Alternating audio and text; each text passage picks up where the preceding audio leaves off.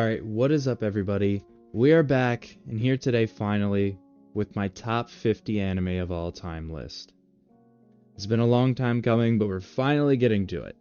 And before we start, I'd like to preface this by saying, this is obviously all my opinion. These are my personal favorites, and it's really difficult to rank anime in general, especially if you've been a fan for a long time like I have. I'd also like to say that there's no movies in here. I feel like Studio Ghibli and, stuff like A Silent Voice in Your Name, they'd kind of clutter the list, and I'd have to take out too many anime, and it was hard enough as is. But enough wasting time. Let's just start it. Jump right into this. My Hero Academia is not on this list. Alright, number 50, Sousou no Frieren. Starting off pretty controversial, honestly. This anime, obviously is pretty new. I have not read the manga. This is only based off season 1 of the anime. It is extremely, extremely good. However, there's a huge portion of people who saw it, watched the first 6 episodes, and said, it's better than Fullmetal Alchemist. I think those people are insane. But I do think that this anime does so much good.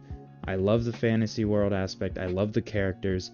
It's such a relaxing, nice anime to watch, and the way it tells the stories is really unique, and it's done extremely well. And I'm excited for season 2, and it deserves a spot. A lot of people kind of think, okay, it's just way too overhyped. It shouldn't be anywhere near here.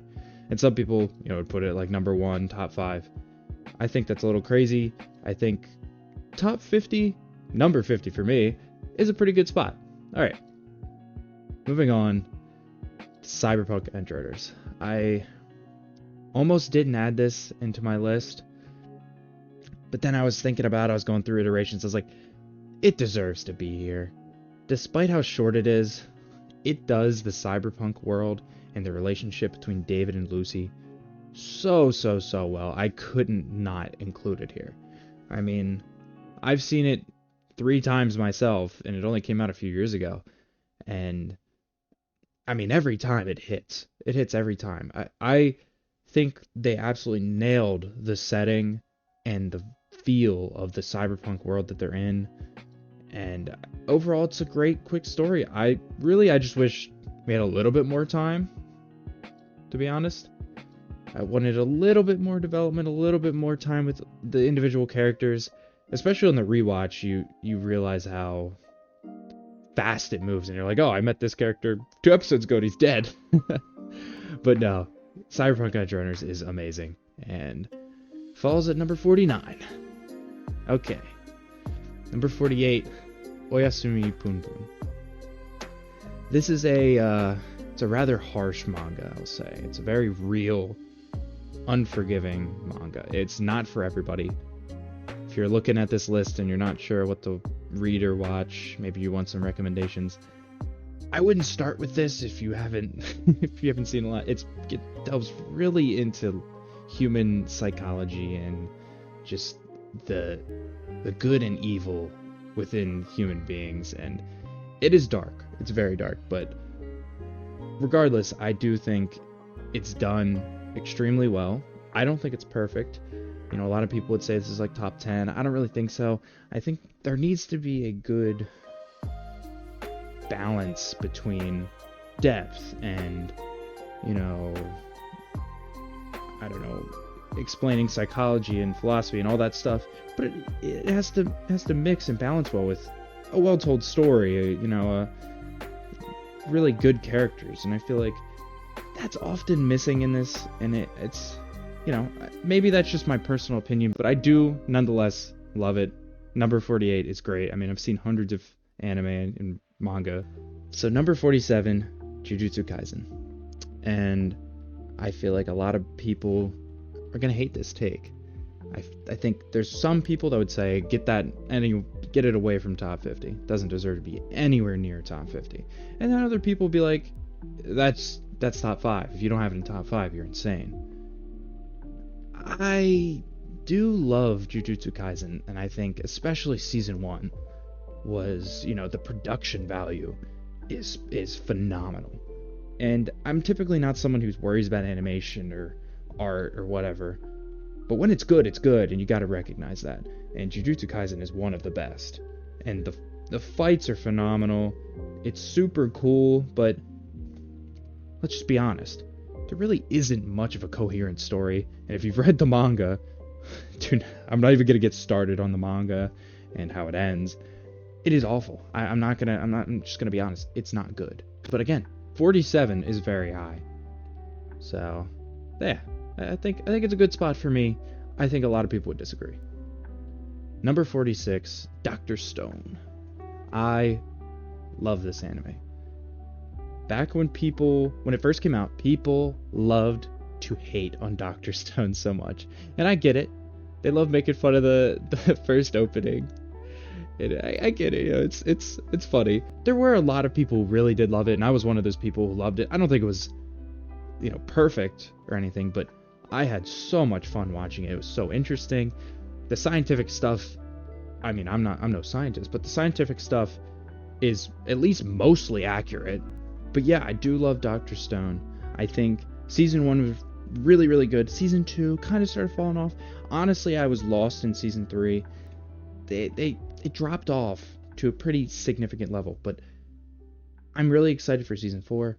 I've watched season 1 a few times over, and I just really, really enjoy it. I love the character. Senku as a main character is awesome. I actually really like him as a main character. And yeah, deserving of 46. Number 45, Great Pretender. I feel like more of an underrated, underappreciated anime. I love the characters in this. I mean, the animation and art style is really cool. The idea of it being like all about heists and stuff, super, super cool. But I love Laurent and Edamura as characters. I think it works really well. I know people have a lot of problems with the ending of the second season, but I still had a ton of fun watching this anime, and I was surprised it honestly made it here. But the more I thought about it, the more I considered, how much I like the characters and the story and how unique it is. I felt 45 was great. I think this is a good spot for it. Number 44, Evangelion. Now, again, probably gonna get a little hate here. Definitely not the thing I'm gonna get the most hate for. That'll come later. But this is an extremely well told anime. The story is done well. It is very deep. However, it's not as deep as some people think it is.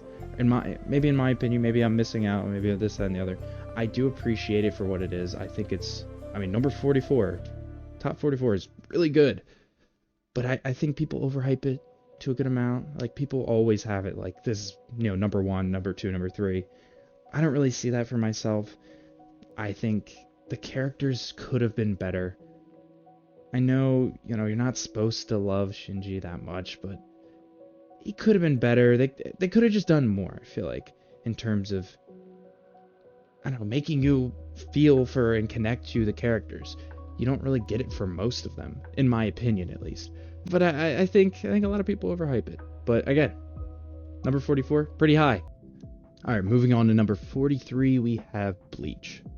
And, I think this has been getting a little overhyped recently, that 1,000 Year Blood War's out. I do think 1,000 Year Blood War is really good. The production of it's phenomenal.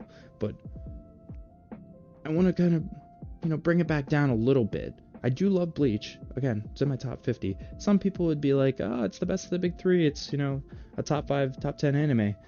I don't really see that for myself.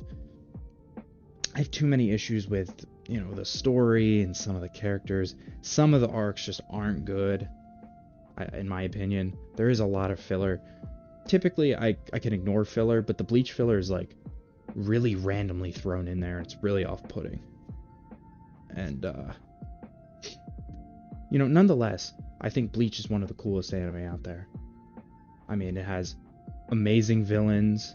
I'm obviously Aizen, and just so many cool characters, badass moments, and I don't hate the story overall.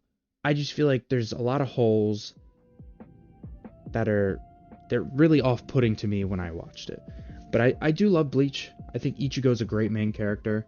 Not super deep or super, impressively written or anything, but I think he's good. I think he works really well. And 43 is a good spot for Bleach.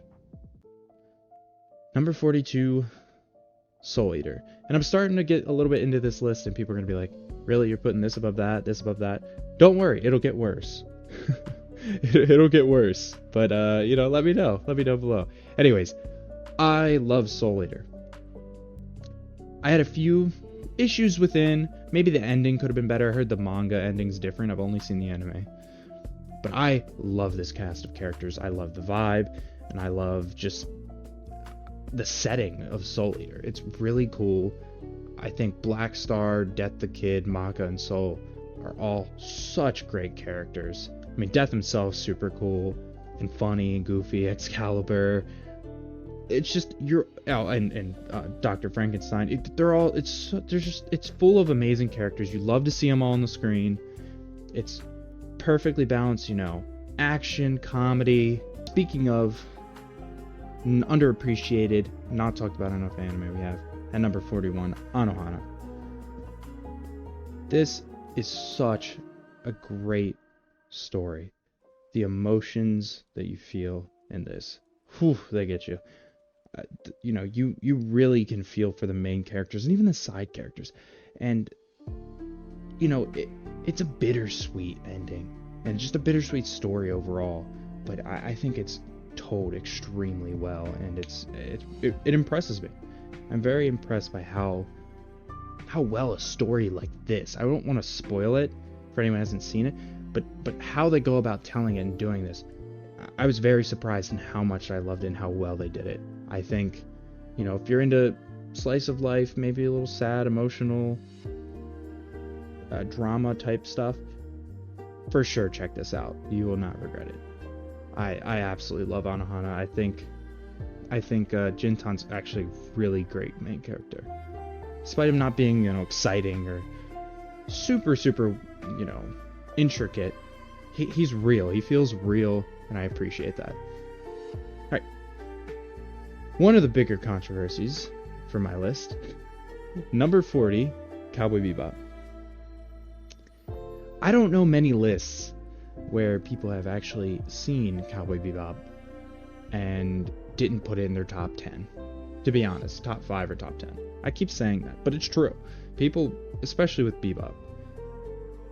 And I love Cowboy Bebop. Don't get me wrong. I think the cast is awesome. Spike especially, one of the best main characters out there. It's super cool. The vibes are amazing. I like the episodic nature of it, but at the same time, as we're getting to problems, I feel like the story itself is lacking. I need a more structured story for me to... I mean, don't get me wrong, the ending was phenomenal. The ending is one of my favorite endings of all time. But at the same time, it could have been even better, but I didn't really care that much about Spike's relationship with the organization and Vicious and all of that, because there wasn't really a structured story up until then. And it left holes for me that didn't really get filled enough for me to appreciate it as a full and complete story. That being said, I have so much fun watching this. I've seen it probably 3 times as well. I rewatch a lot of stuff, and I love it every time. But I have a lot of problems with it that I feel like people don't want to recognize, and maybe it's my opinion, of course, but I think people overhype Cowboy Bebop a little bit. But top 40, it's praiseworthy for sure. Number 39, Hellsing Ultimate. And as much as I just went on a rant about the story in Cowboy Bebop's, the story in Hellsing Ultimate isn't really something phenomenal. But I don't care. We got vampires fighting Nazis, fighting Catholics. It is crazy. You got Alucard, who's one of the coolest, most badass characters ever. You got, Anderson. I love that guy. I mean, it's just full of cool ass moments. Really great characters. It's just put together so well. I mean, I'm not gonna get too into it because I'll just rant forever and keep going on. But I love Hellsing Ultimate. I think it is one of the coolest things I've ever watched. Again, the story does lack. I think the characters are great, but they could be a little deeper. I don't even remember, to be honest. I don't remember the girl's name, the like main girl with the sniper or whatever. I don't remember her name. She's pretty cool, but that is a flaw, I'll be honest, But I love Hellsing Ultimate, and I don't really have too much to say on it. It's just my opinion. It's just super cool. It is really well done. I do love the characters. All right, coming in at number 38. One of the most underrated, underappreciated, and under-recognized anime that nobody talks about, really. Just nobody ever talks about this. Kenichi the Mightiest Disciple. I fell in love with this anime, and I actually rewatched it relatively recently. And it is so funny. It is hilarious, but at the same time, it's got a perfect balance of, emotions, and it's simple, but that's the beauty of it. It's just a, weak kid who gets bullied, and then he's got to work hard and train to overcome that. And it's such a simple concept, but it's done so well. You love every single character. All the masters are amazing in Kenichi. And it's full of emotional, funny, and just really impactful moments. You really get hit hard by some of these moments. And for sure. This is maybe the number one thing I'd say check out, because nobody ever talks about it. So, yeah. Number 37, Mushishi. I love this anime. And I'm going to keep saying that. It's only number 37. Obviously, I love all the other ones too. But this one is such a fun time. Such a vibe. It's, it's episodic. But each episode is really interesting. I'm never bored, or I'm never like, I don't care about this. Somehow, it's all about just Mushishi. It's all about these things, but they're all unique enough and interesting enough that I'm like, what is happening, and how did this happen? What is Ginko, I love Ginko as a character. He's, seems like a really plain, boring character, but he works perfectly for this anime. And, you're like, how is he going to solve all these things and figure it out and help these people? And sometimes he does it and fixes them, everything's perfect. Sometimes he can't fix it, and sometimes he can only somewhat fix it, but it's, again, a bittersweet ending. It's like, and I really appreciate that. You end some episodes, you're like, oh no, he just died in the end. That's that's crazy. Like, what? I thought he was gonna get saved or something. Nope. Yeah, I love it. It is slow. Maybe, I know a lot of people nowadays kind of need instant satisfaction and fights all the time and action and whatever. It's not like that, but if you can handle, having any patience, go check this out. Number 36. People are going to flame me for this, is Trigun. And the reason is, everyone kind of always categorizes this with Bebop, and I think almost everybody puts Bebop higher. I personally liked Trigun better. I was just more interested in the story of Trigun more. Even though I do have problems with it, I have problems with knives, and some of the portions, I can make complaints about Trigun, but I love Vash. The side characters are great. Nicholas D. Wolfwood is one of the best side characters of all time. He's such a badass.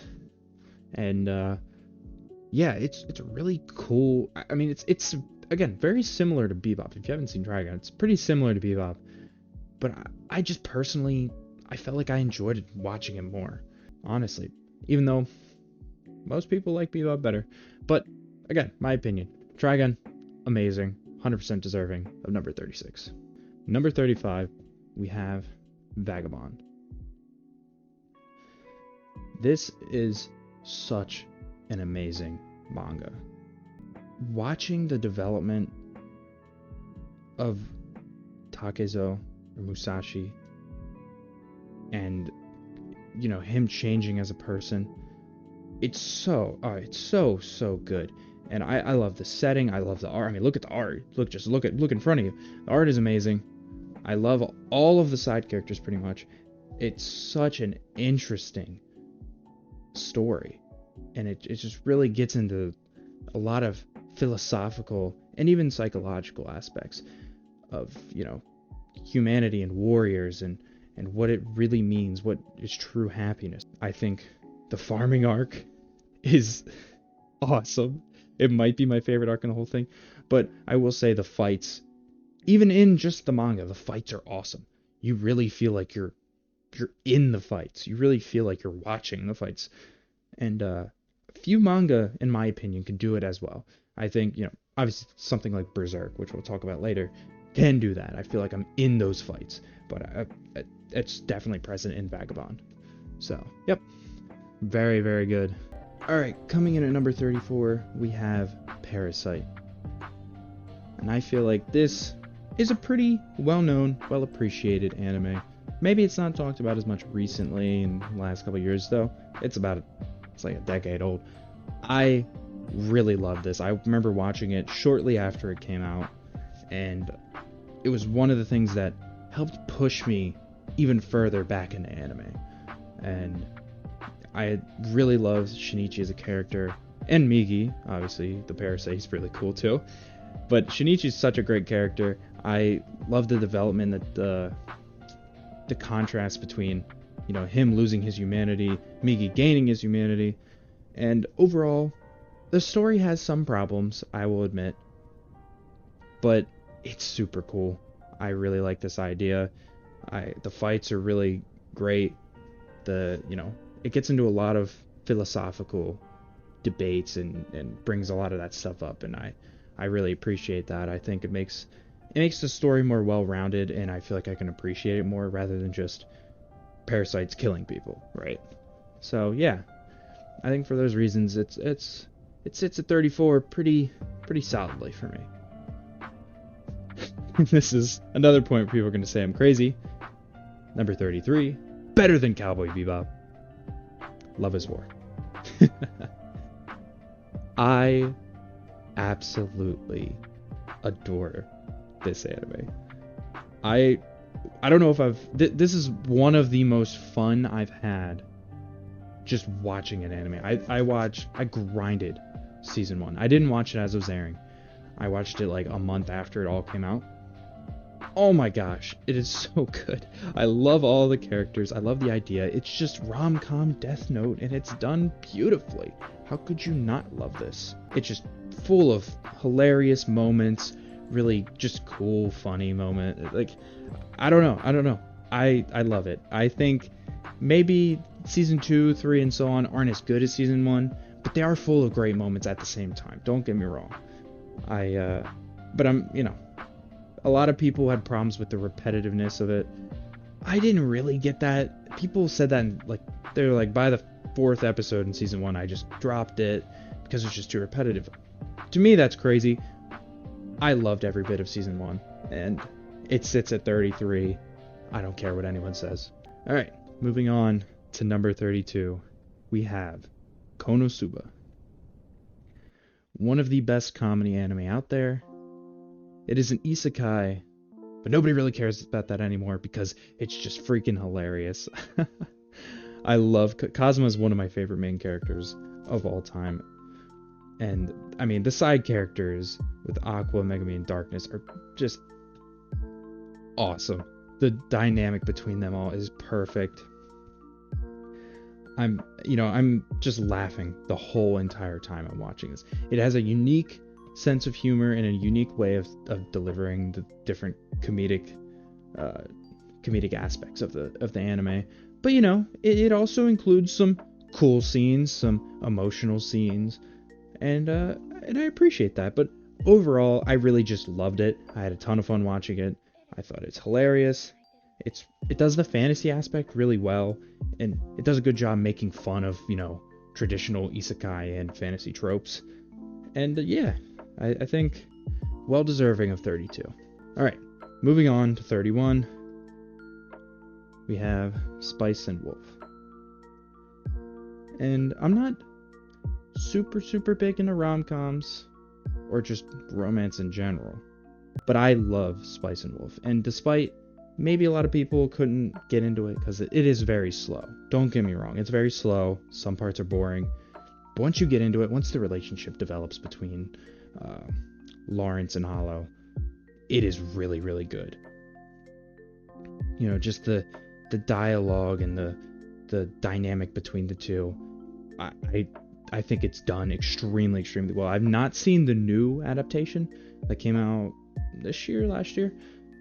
But maybe it's good. I've only seen the original. I think the original's great. It is a little slow, I'll admit. But I thought it was good enough to put it at number 31. And, you could argue with that, but it's my personal opinion. It's one of my favorite romance, rom-com anime of all time. I'd say right behind number 30, Bunny Girl Senpai. I put just above because while I do think the romance aspects of Spice and Wolf are better, and, the relationship might be a little more seriously better, I love Bunny Girl Senpai, especially the first, 3 episodes. The relationship between Mai and Sakuta is perfect. It is perfect. Those first 3 episodes are amazing. But overall, I really like the cast of Bunny Girl Senpai. I like the idea. It's a romance rom-com, but it's also got some sci-fi type stuff involved in there, and I think it plays really well. The characters feel really real. The jokes and emotions feel really natural. They feel like these people should be reacting the way they are. You gotta appreciate the clickbait in the Bunny Girl suit. And yeah, I think most people have seen this. Most people appreciate it for how good it is. I think it's difficult to rank anime and decide which is better than what between genres and over time especially. But I felt I had to throw in some romance rom-com stuff in there because I do really like it. And I think number 30 is a fair position for this. 29, Madoka Magica. If you don't know what this is, you're probably checking out right now. You're probably like, okay, this guy's just crazy. But hear me out. Watch the first 3 or 4 episodes. If you don't like it still, if you're not interested still, drop it. But this is such a good anime. Not only the character's great, but just the depth of how they tell the story is so awesome. Kyubey is a great, villain-esque character, antagonist type deal. Pretty scary. But what I appreciate is just the really complex way of telling the story and including the deeper aspects of each character and their personalities and, their desires through a really convoluted, imagery and just the way they tell the story. And I think this is done extremely well in the Rebellion movie. I think Homura is one of the best anime characters. Once people get into this, they really do appreciate it for how good it is. Maybe I rank it a little higher than most people, but definitely give it a chance. It focuses a lot on the psychology of the individual characters, and it gets pretty dark, but I do think it does things extremely well. So yeah, moving on to 28, we have Made in Abyss, which for some reason I always kind of clump these two together, even though they're pretty different, but they're kind of unexpectedly dark anime that are actually really great. And I think Made in Abyss beats out Madoka Magica just for the world building and adventure aspects it has to it. I really appreciate that. And as much as it maybe gets a little too weird, maybe it goes a little overboard, maybe it tries too hard in some ways to, be deep or be shocking, I do think most of it works really well for the story and world that they've set up. I think it's really dark anime, and it's not for everybody, especially if you're like squeamish. Do not watch this.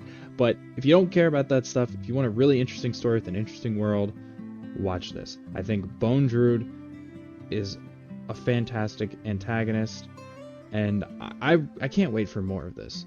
The last season that came out, I thought was really, really great. It was insane, but it was still really amazing. I can't wait for more. I've been holding off on reading more of the manga because I do love the anime. But yeah, Made in Abyss, it's great. I really love it. Alright, moving on to number 27, we have 20th Century Boys. One of the best told stories, I think, that I've ever read in terms of how it tells the story with all the different timelines, coming together and connecting. You're reading this when they're kids and when they're older and when they're, in the middle. I think Naoki Urasawa is such a great story writer, and he writes characters extremely, extremely well too. I think Friend is obviously one of the best antagonists of all time. But and there's a lot of great characters. I love pretty much all the characters, even the side characters that don't seem really interesting. A lot of them play roles, and a lot of them have emotional moments, and they you really feel for them. They have impact on the story. I think it's done very well. And pretty much everything Urasawa writes is told well, but 20th Century Boys is my second favorite of those, and we'll get to the next one later. But yeah, if you haven't read this, please go read it. You will not regret it. 26, we have Psycho-Pass. An appreciated anime, but doesn't get as much love as I think it deserves. I will say season 2, 3 aren't as good as season 1. Season 1 is phenomenal. Makishima Shogo is one of my favorite antagonists of all time. He is just underrated. Like, nobody talks about him, and they're like, best antagonist. Nobody brings this guy up, and I'm like, he is top 5 or 10 for me, personally. I think the world of Psycho-Pass is super interesting and unsettling because it's possibly something that could maybe happen to a degree in real life. And the way that they touch on obviously the psychology of everything, but the overall philosophy, especially, how Shogo, he explains and discusses the different, flaws in all the philosophies that have brought society to the point where it is. And I think that it was all put on display perfectly throughout this anime. And I would love to keep glazing. I'd love to continue on, but I can't. I have to keep moving. I'm only halfway through this. Psycho-Pass is fantastic. I'd give at least season 1 a try if I were you. Number 25, and this might upset a lot of people, JoJo's Bizarre Adventure. I think people want this higher, but I really couldn't put it higher than 25 on a personal level. But yeah, I do love JoJo's. I think it is one of the most unique and interesting anime out there. I've seen up through part 6 at this point, and part 2 is by far my favorite. I think part 1 was okay. My biggest problem with JoJo's is that almost every other part, 3, 4, 5 especially, falls into this cycle where it's like, starts off, gets interesting, things are picking up, things are really cool. Somewhere along the way in the middle, it becomes this stand user of the week type thing. And this is really bad in part 3, but I do love part 3, especially the ending. It becomes this stand user of the week type deal, And half of those standards of the week just suck. I'm just not interested. It goes on too long, and it just really kills it for me. I'm like, I don't really care about this random stand. Some of them are really cool, don't get me wrong. Some of them are the best episodes in the entire thing. But then other ones I'm like, this is a waste. And I think it keeps falling into this cycle. But other than that, I love the characters. I love how the story's told. I love the just unique and goofy way that they act and speak and everything. But as I said, part two is peak. I don't care what anyone says. Best part of JoJo's. But who knows? Steel Ball Run is supposed to be like the best thing ever. So we'll see. Here we go with a little bit more hate coming at me. But that's fine. Leave a comment below. Number 24, Attack on Titan. This was hard to put here, honestly. And I still don't feel that great about it. But it's where it is. I'm sorry, it's where it is. I think Attack on Titan has an amazing story. I think it was done well, super unique. I love the characters. Well, okay, I say unique. A lot of people say, oh, well, it kind of copied Code Geass, you know, with the ending. I don't really think so. There are a lot of similarities. I don't really think so. I think people are just kind of hating. But regardless, I think Attack on Titan is full of really great characters and great moments, but also full of really meh moments and meh characters. I think season 1 started off, obviously episode 1 was awesome. Then it kind of slowed down. Things weren't that great. Season 2 was a little bit better. Season 3, again, really good.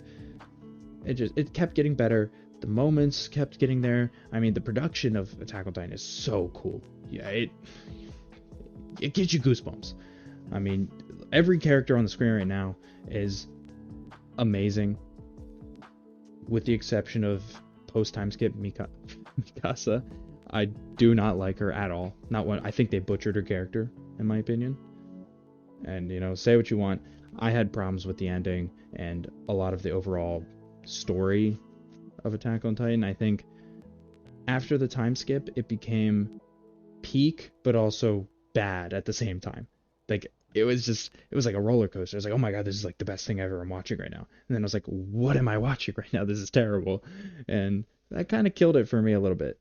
But, 24 is extremely high still. And again, it's my opinion, but I do love Attack on Titan. I just don't love it as much as the next 23. And people are going to hate me for it, but it's alright. Number 23, Naruto. I'm just racking up the hate. I love Naruto. It's been something I've watched since I was young, and I wanted to put it higher, but again, I couldn't. I just couldn't.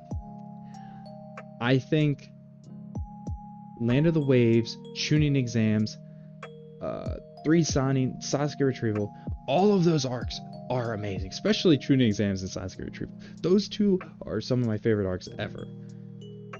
And Shippuden has great arcs too. It has great moments, I'd actually say, rather than arcs.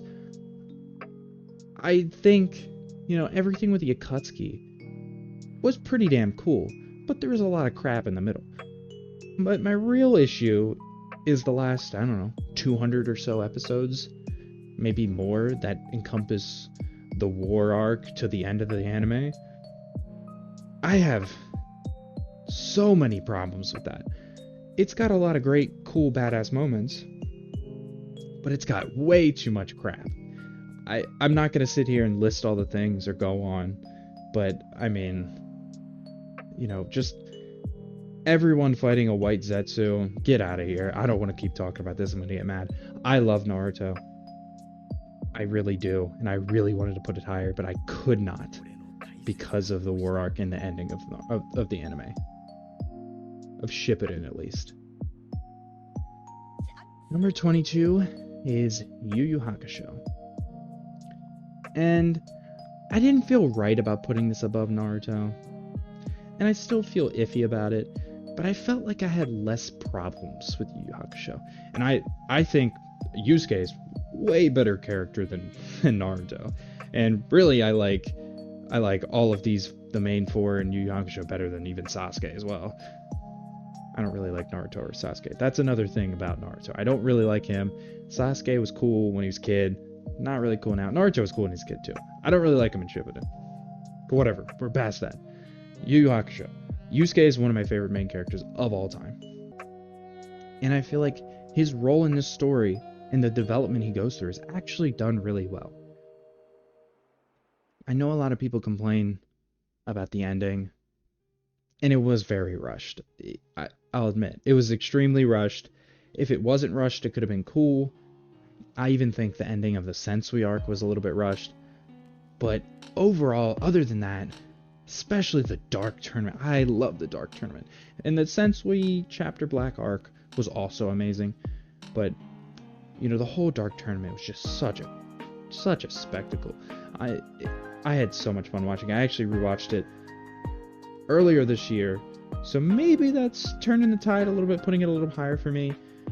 Again, when you're ranking things over time, you're obviously, there's recency bias, there's nostalgia bias, and there's a difference from perspective of what period of your life you're in. So, sorry for my random tangent, but maybe that's why I put it this high. But I do really think it would, without question, be in my top 30. Alright, moving on to number 21, we have Death Note. And I really wanted to put a few of the ones that we just went through above Death Note.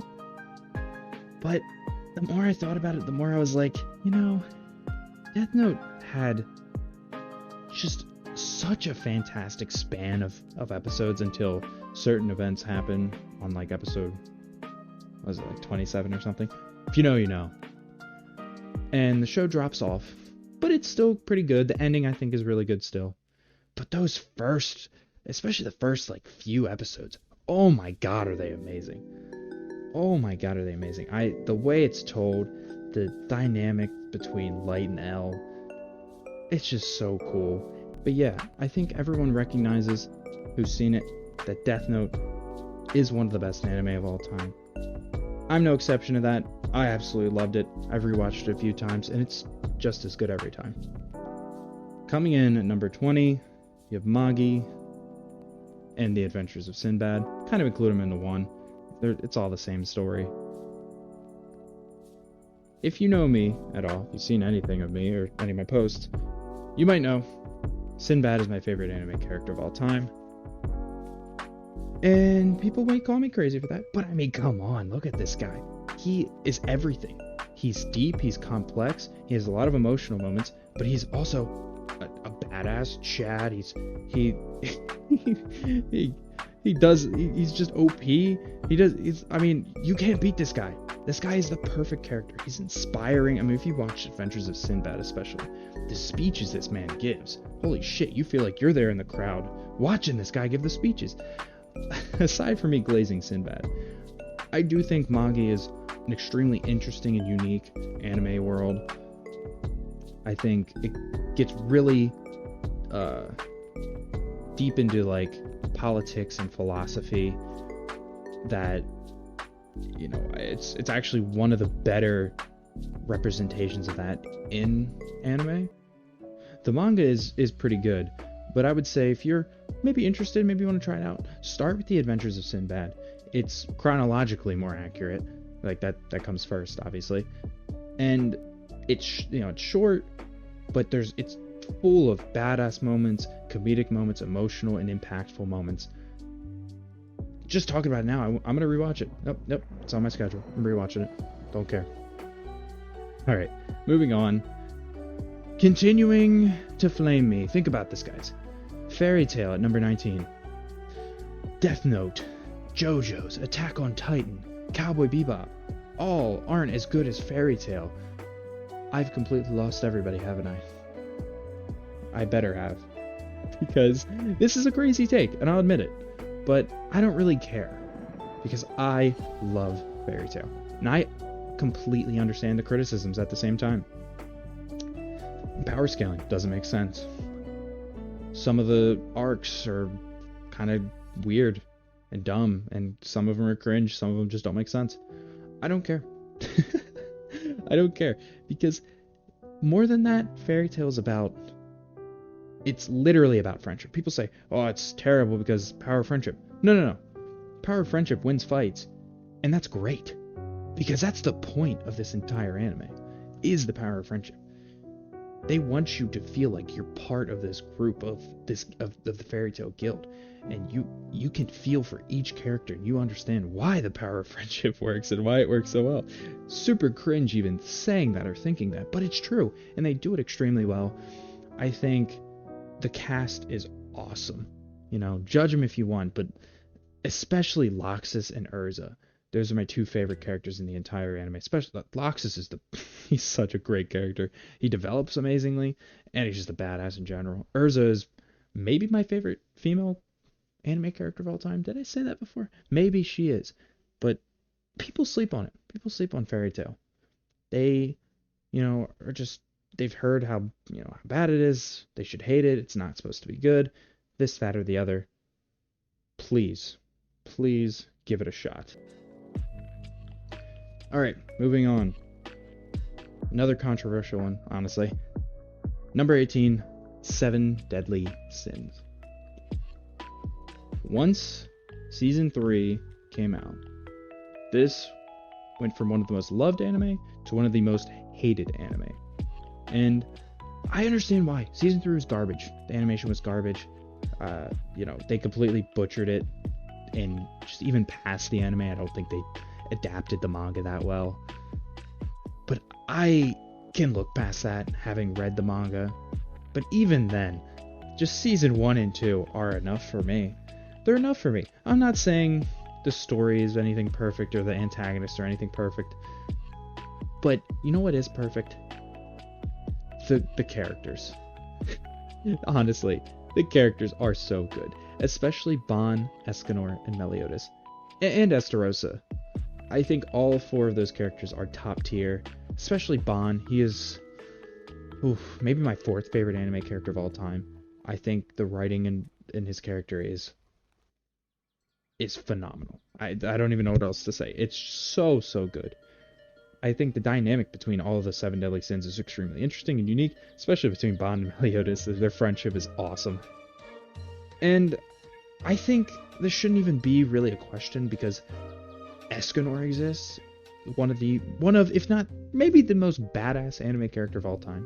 The biggest chads of all time. The biggest flexer of all time. If you haven't seen this, at least just go watch a clip of an Escanor fight. The Sin of Pride was given that sin for a reason, and it is awesome. I love it's the 7 Deadly Sins. I know a lot of people hate on it now. I don't care. I'm never going to stop loving it, despite its flaws. Number 17, Great Teacher Onizuka. Arguably the funniest anime of all time. And I heard of this, I was recommended this, and I was like, what? This seems dumb. I will never go back. I've watched it like 4 times. It is hilarious. It is so funny. Look, maybe some of you don't like stupid comedy. I like stupid comedy. And as you can see, this is goofy, stupid comedy. But even more than just the comedy, which is the highlight of this anime, it does have emotional, impactful moments. And it's full of, actually good life lessons and morals, surprisingly. But, I would highly recommend, if you're into comedy, please watch this. It is so funny. But yeah, number 17, Great Teacher Onizuka. Please go check it out if you like comedy. You will not regret it. I think arguably the funniest anime ever. Debatable with one of the ones coming up. Number 16, we have Tengen Toppa Gurren Lagann. This is one of the most impactful anime that I've ever seen. It hits so hard. Certain events happen early on in this anime. I will not spoil. But, actually I'm going to spoil. if you're afraid of spoilers and you haven't seen this, skip for like 20 seconds or something. Anyways, after our boy dies, sadly,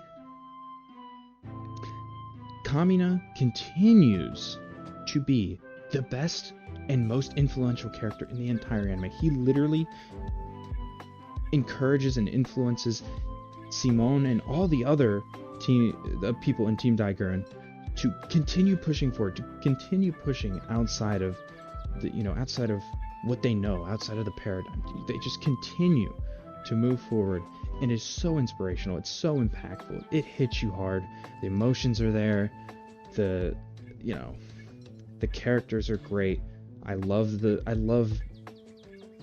development, and I love the different characters and how they come together and interact with one another. It's really cool. It's really fun. There's a lot of comedic moments. There's a lot of emotional moments. But yeah, I didn't think I would like Simone ever at first. But then he actually became a really great character. And please go check out Gurren Lagann. It's so good. I think it's 27 or 8 episodes long, so not too long. Please go check it out. You won't regret it. Number 15, the best sports anime out there. I know there's really great ones. Blue Lock, Kuroko no Basket, which both almost made it in here.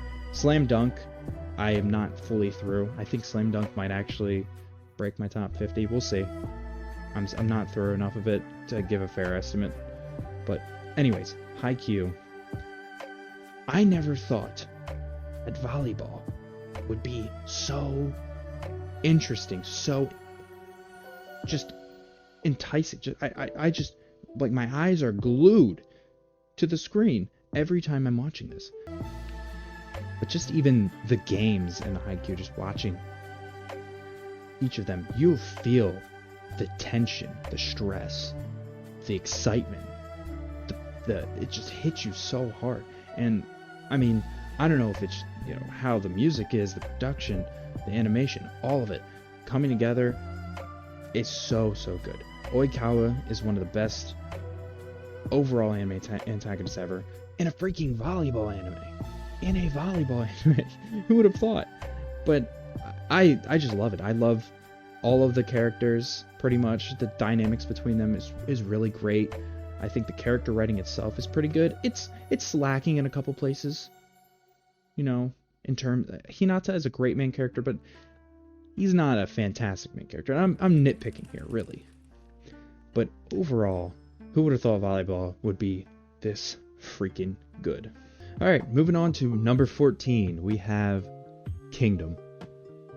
Now, I can't say anything about the anime for Kingdom, but the manga is awesome.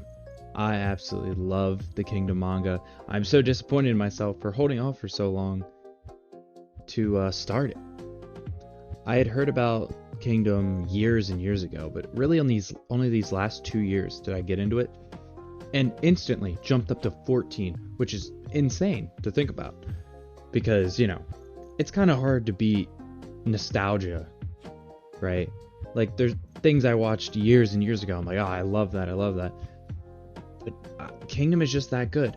It's not without its flaws, I will say, but overall, what a fantastic manga. I mean, the world building, the character development, it has not only emotional scenes, but just badass scenes. The characters are cool. I just like the idea. I love the setting of, warring states, China, and it's all about politics and philosophy and tactical strategy, and it hits every level, I think, really, really well. I have a few issues with, I guess, repetitiveness maybe with some of the things, but again, it's war. It's not. It's meant to be like a more real depiction of how these countries would actually be going at each other, even though there's crazy things that go on. But so I get that we've seen Riboku for the last hundreds and hundreds of chapters be the main antagonist, really. But I mean, it is full of amazing characters, great fights, great scenes. Yeah, one of the best mangas I have ever read, and well deserving of the number 14 spot here. Coming at number 13, you knew it had to be up here somewhere. Some of you probably thought it'd be a little higher, but we have Fullmetal Alchemist Brotherhood. And there's not too much to say here. I think everybody recognizes Fullmetal Alchemist as one of the best anime of all time. I don't think it's, I don't think it's perfect, but I will say it is maybe the closest to a perfect anime and full, well-rounded story out there. From beginning to end, I think the storytelling's great. The ending itself is amazing. I love the characters within, the side characters, and Ed and Al themselves. The Sins and Father are great antagonists. It's just great. There's not that much to say. I think everybody recognizes that and loves it. And if you haven't seen it, I don't know, you must not know or watch anime, but it's one of the most well-renowned anime out there. One of the most consistently top-rated. I think it's still number 1 on Mal. Fullmetal Alchemist, amazing. Emotional, hype, just really well done story.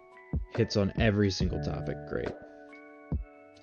Moving on, number 12. Fate Zero, specifically. Now, I know obviously there's more in the Fate series, but Fate Zero in particular, I think, is outstanding. I love this anime, and it's very short as well. In the short span of episodes that Fate Zero encompasses, it gives you so many fantastic characters.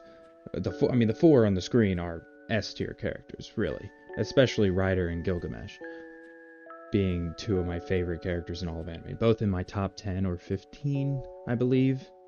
But, Saber, Kirei, Kiritsugu, all fantastic characters. And each of them, each character in this anime has their own philosophy. They have their own ideals and their own goals. And throughout the story, it kind of shows you how all of them are right and wrong in their own way. And it's just so many interesting, dynamics between the different characters and relationships. And, let alone the fight. The fights are amazing. The animation's amazing. Don't miss out on that, for sure. But even more than that, I'm more interested in the more philosophical aspects. And the Banquet of Kings, I believe it's called, when Saber, Gilgamesh, and Ryder all sit down. Whew, it is amazing. I know people definitely wouldn't rate it this high most of the time, but I think it deserves number 12. People are going to think, above Cowboy Bebop, kind of crazy. I know that's what some of you are saying this whole entire list, but yes, I think so. In my humble opinion, I believe it deserves number 12. Coming in just outside of the top 10. Honestly, I thought it would make it, but we have Monster. Monster is such an amazing story. Naoki Urasawa is one of, if not the best mangaka out there. The way he writes his characters, the way he connects his story all together. If you haven't read any of his works, please. Monster, Billy Bat, 20th Century Boys, Pluto, all fantastic. And Monster especially gives us one of, if not my favorite antagonist in all of anime, and a great main character, and a whole cast of side characters that are all unique, interesting, and provide a lot of depth to the story and a lot of just meat to the story. Makes you feel. It doesn't make you feel too honed in on just Tenma and Johan. I love the setting.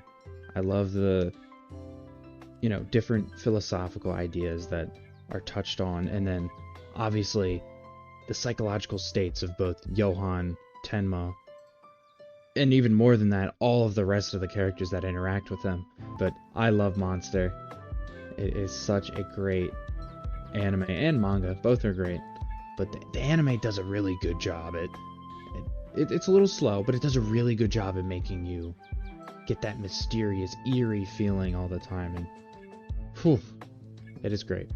Anyways, moving on to some honorable mentions. Wanted to throw some of these in there because I felt like they deserve to be mentioned.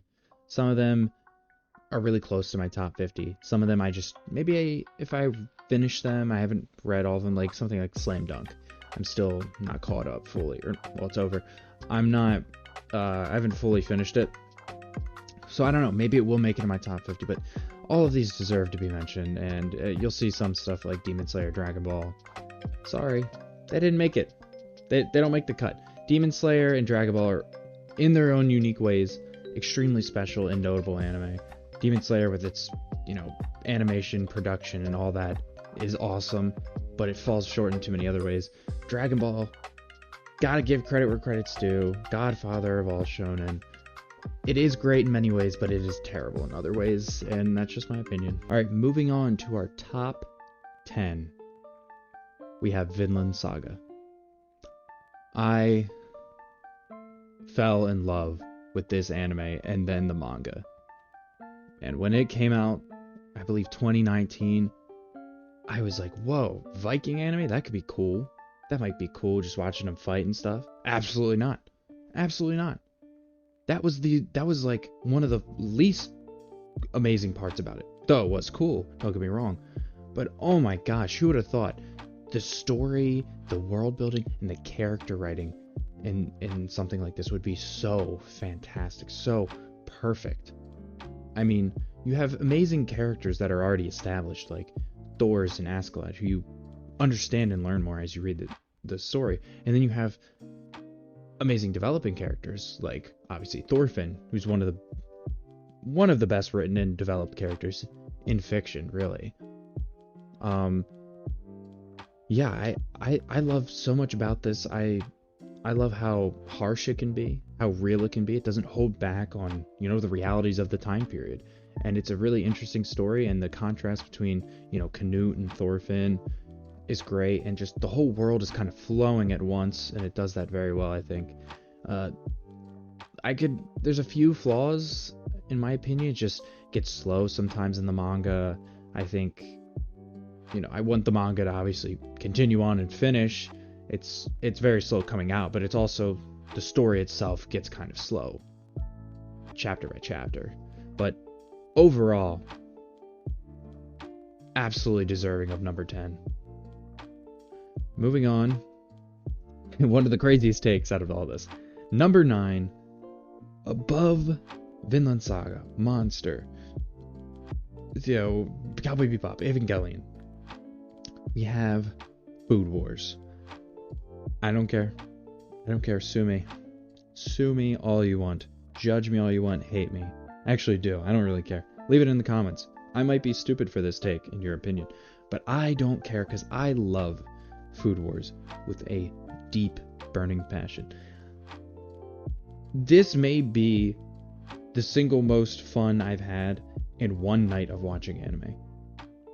I watched the entirety of the first season and half the second season in one night, and I've gone back and watched it multiple times. Food Wars is somehow it is an action shonen about cooking food, but the battles and the action are better than some of that of literal fighting anime. And not to mention, the cast is awesome. I love every character pretty much, even the ones you're supposed to hate are kind of lovable. And it's hilarious, it's emotional, it's intense. You can really feel the tension and the passion that goes in when they're doing the shokugekis, and it is so good. I love Soma. He's one of my favorite anime protagonists ever, and his relationship with Erina is great. It is a ton of fun. I think cooking is just kind of cool in general. It's interesting. If you don't think that, I can get why maybe you don't like this, but even then, it does it so well. It's so fun. It's so interesting to me, and I just love Food Wars, and that's why it's number 9. People are gonna think I'm crazy, but I love everything about it pretty much. The last season, I will say, a negative. The last season wasn't amazing. Had a lot of problems, but the ending itself I thought was pretty good. Alright, and moving on to number 8, we have Gintama. Arguably funnier than Great Teacher Onizuka. Those two are neck and neck for my top 2 funniest anime of all time. And sadly, for Great Teacher Onizuka, it does not have nearly as much to it that Gintama does, which hence why Gintama is at number 8. And I mean, there's so much to say. I'll start with the negatives because there's so much positives. The negatives are, it does take a little bit to get into. The first X amount of episodes are a little slower. The show is much better once you understand the established characters and their dynamics and their quirks. And you also need to be really in tune with anime and Japanese culture in general. For someone who's been watching it for a long time and been involved and invested in stuff like that, I still struggled with a lot of the references. Honestly, there are notes that like help you out. It's like, oh, this is a reference to this.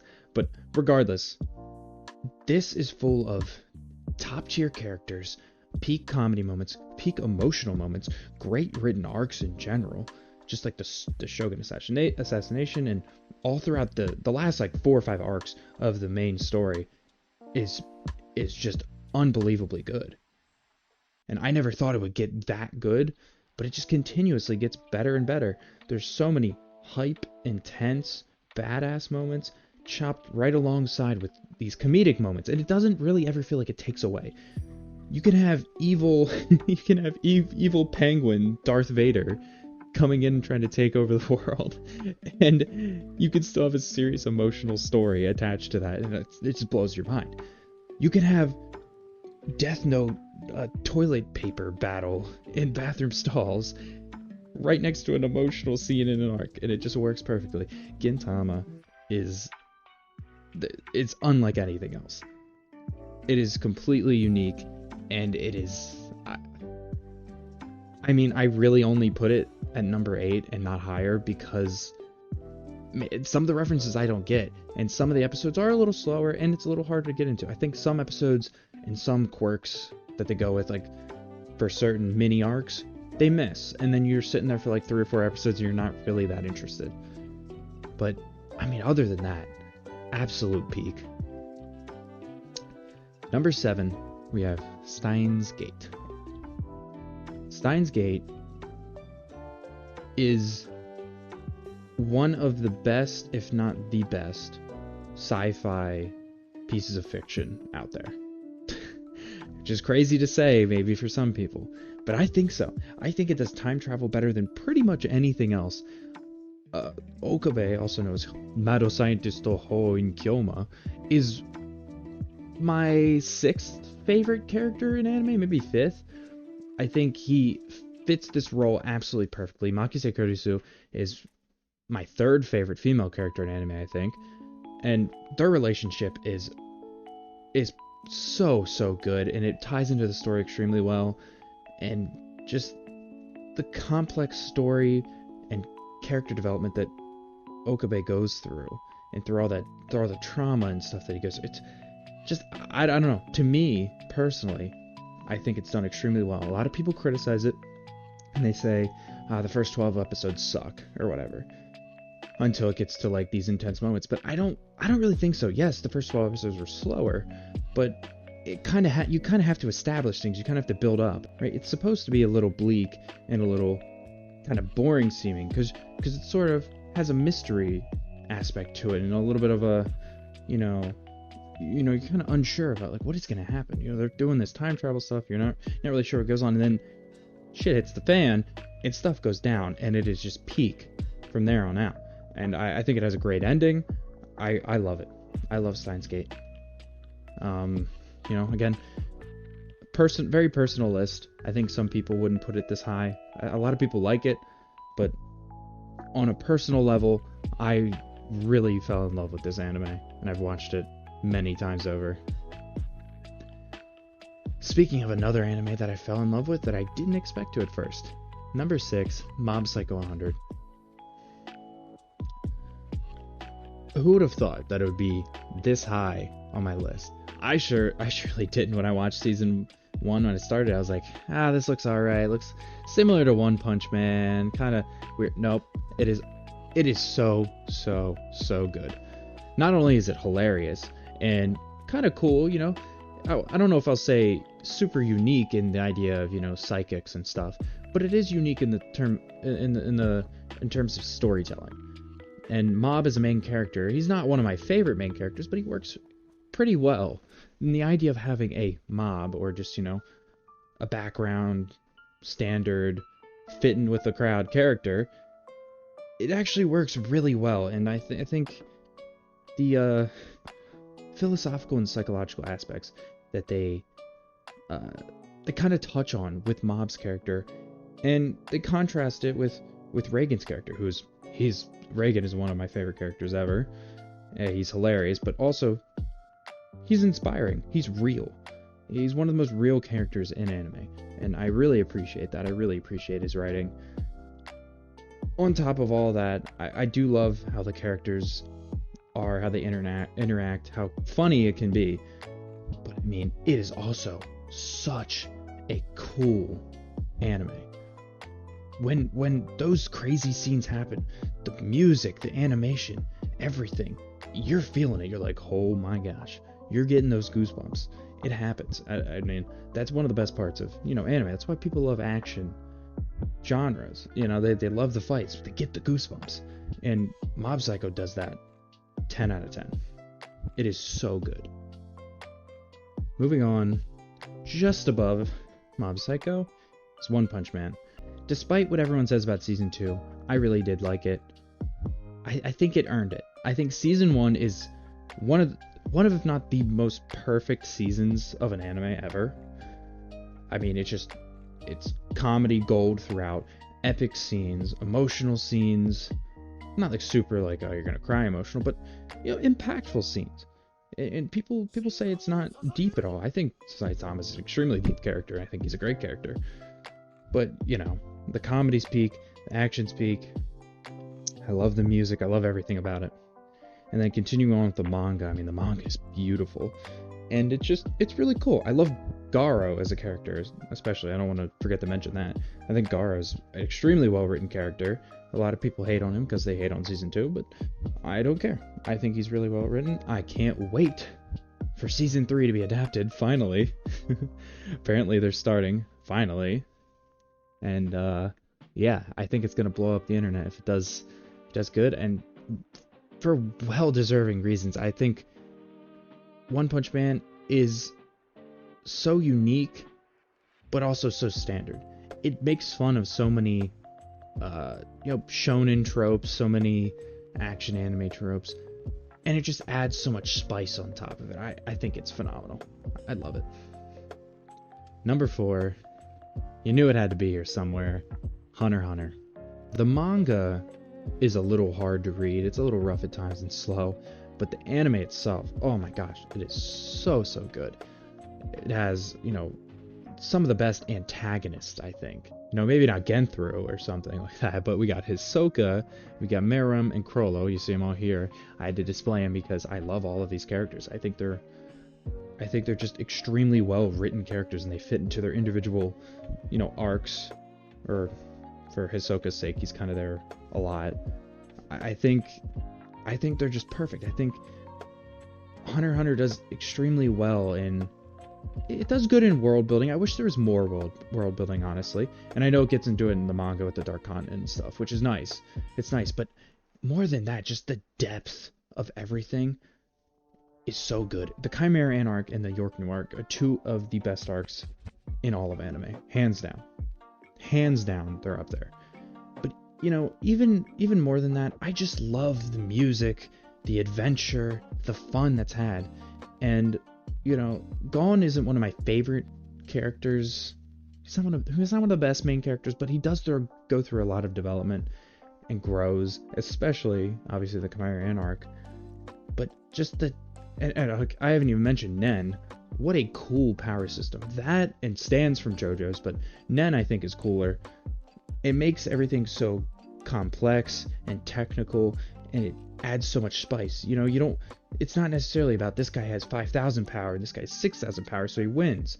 It's not like that at all. It's very technical, very complex and precise on who can do what ability and what ability is good against the other. It's super cool. I really like that, and I think overall it has a great story.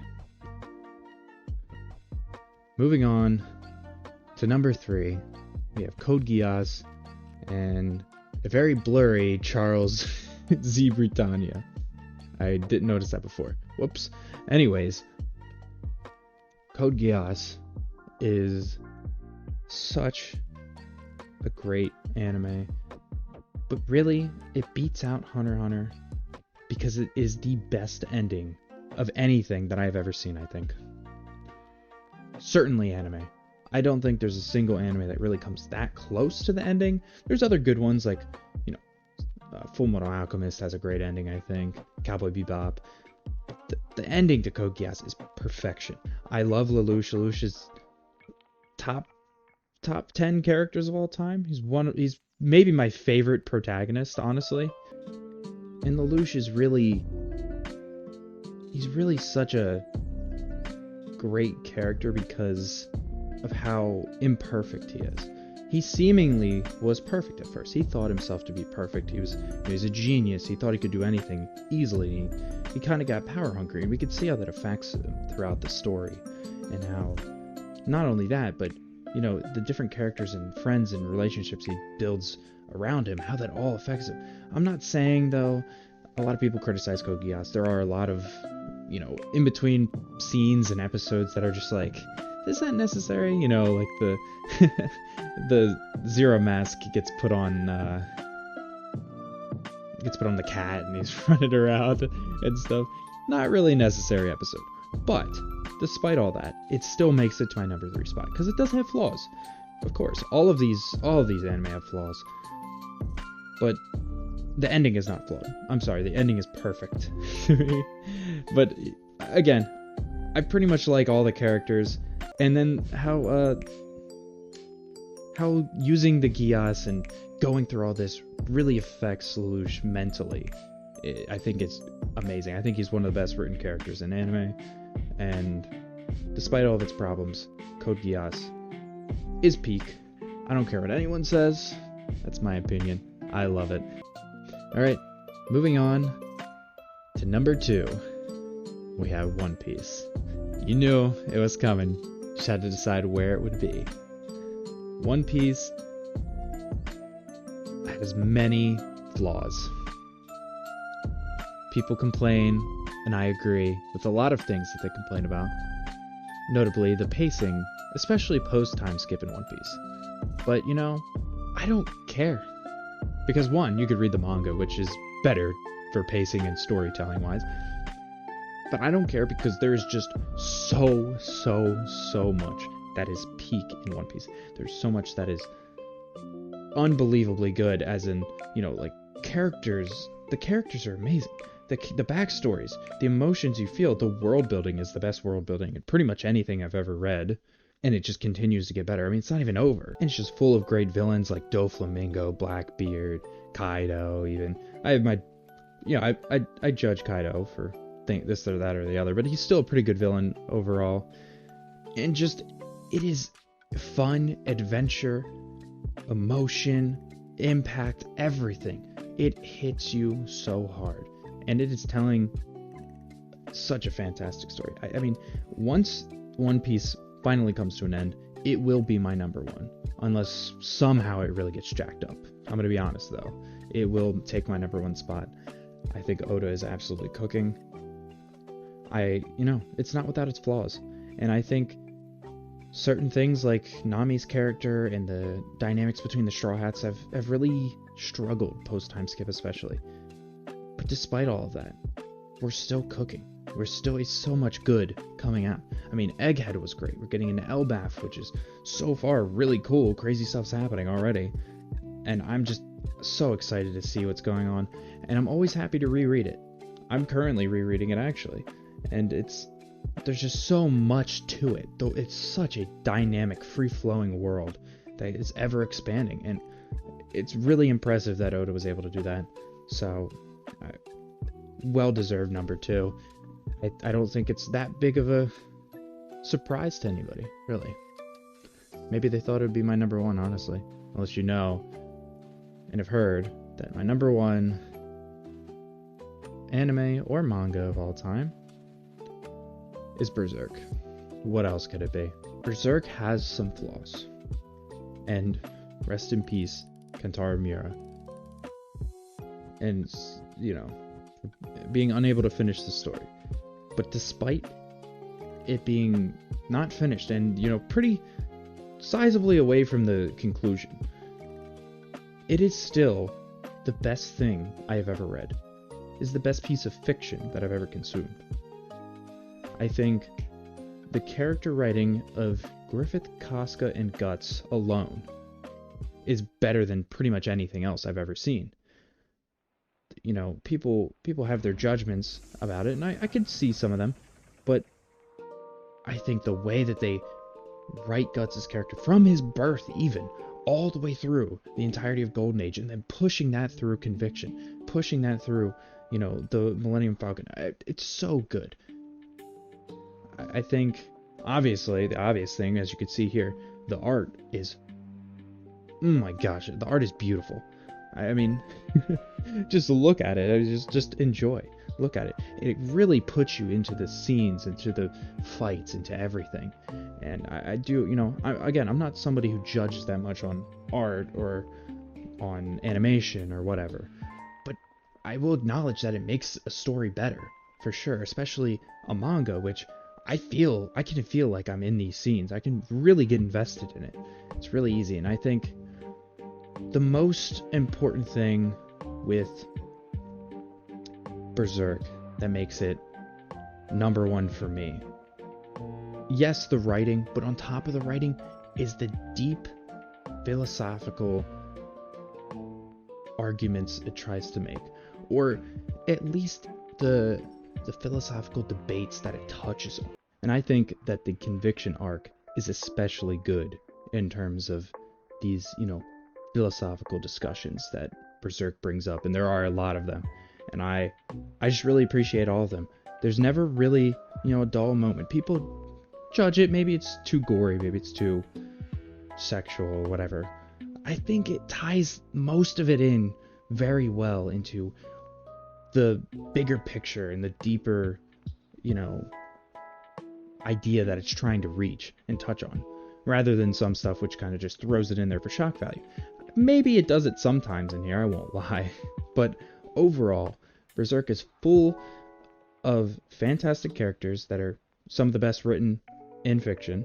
It has a great world, a great, you know, just not only a world itself, but just the world keeps building, it's flowing, things are always going on. And the idea of Guts fighting against literal fate is such a beautiful idea. And it makes you root for him even in impossible situations. And I love it. I love Berserk. You know, maybe I can't explain things extremely well, but Berserk is peak for me, and hopefully you can all understand that. And yeah.